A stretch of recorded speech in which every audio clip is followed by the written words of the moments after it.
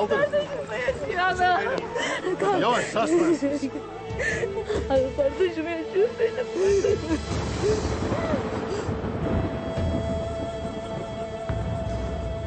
Hadi otağa götürün. Sarsma yastığı. Sağ.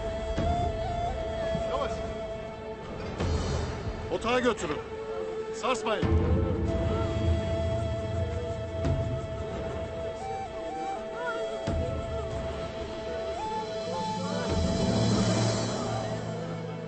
Kanını yerde koymayacağız Gökçe kızım. Bunu size yapanlar bedelini ödeyecekler.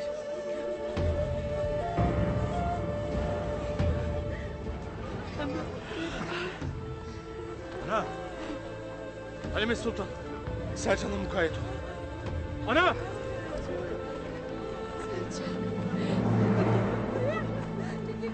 Yeter, dokunma kardeşime. Defol. Ölmedi ki kardeşim. Ölmedi kardeşim. Leyla gözlüm. Aç bir gözünü ablam. Leyla gözlüm. Aç hadi. Aç bir babacığım. Aç. Babam oluyor.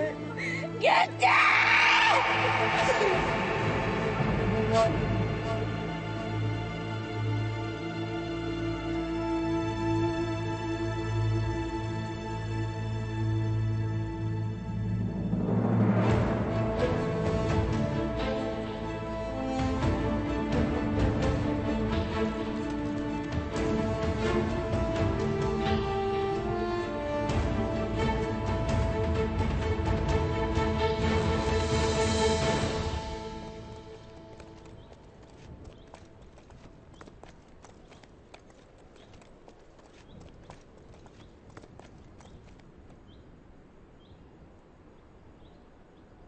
Sana da sultanımızın adaletine güvendiğim kadar güvenirim. Ertuğrul gitsin sultanımıza teslim olsun.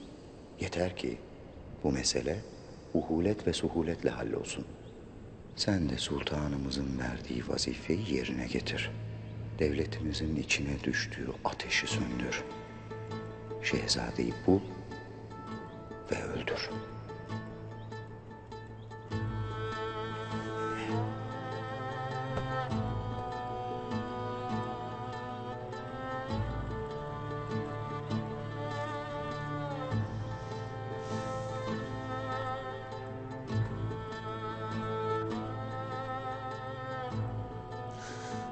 Baba.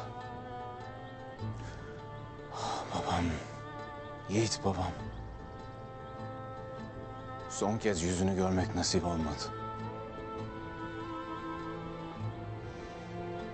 Keşke yaşıyor olaydın. Keşke bize yol, yordam gösteriyor olaydın. Bir yanda bize emanet ettiğin obamız, bir yanda Ertuğrul. Bir yanda obamızın istikbali. Bir yanda Ertuğrul'un hayalleri.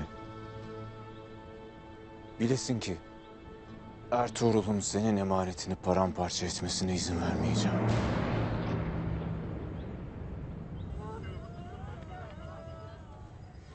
Huzura eremedik Gökçe.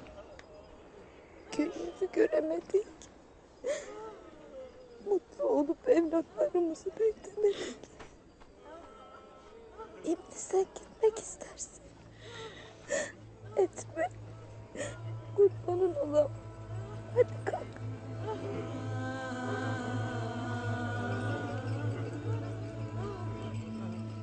Nefesin olsun kalk. Selcan, kardeşim yapma. Gökçe Allah'a en yakın makama, şehitlik makamına erişti. Sen şehit bacısısın. Sana ağlamak yakışmaz, dik dur. Halime. Halime. Bak hele. Bak. Böyle güzel ölünür mü?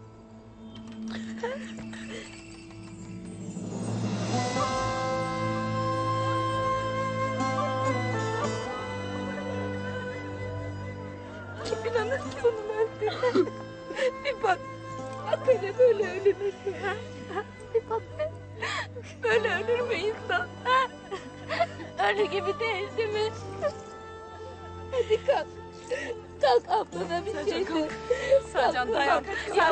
Sercan bacım. Kurbanlık toprağa götür, kara toprağa gömmeyin kardeşim. Dayan Ne bacım. olur kardeşim. Dayan bacım. Allah. Götürün Gökçe Hatun'u. Hadi. Ne olur Sercan. Gökçe. Kara toprağa gömmesinler kardeşimi. Halime bir şey de. Bir şey de gömmesinler. Kardeş yakılmış götürmesinler bir şey de. Halime. Ne olursun Halime bir şey de. Etme ne olur.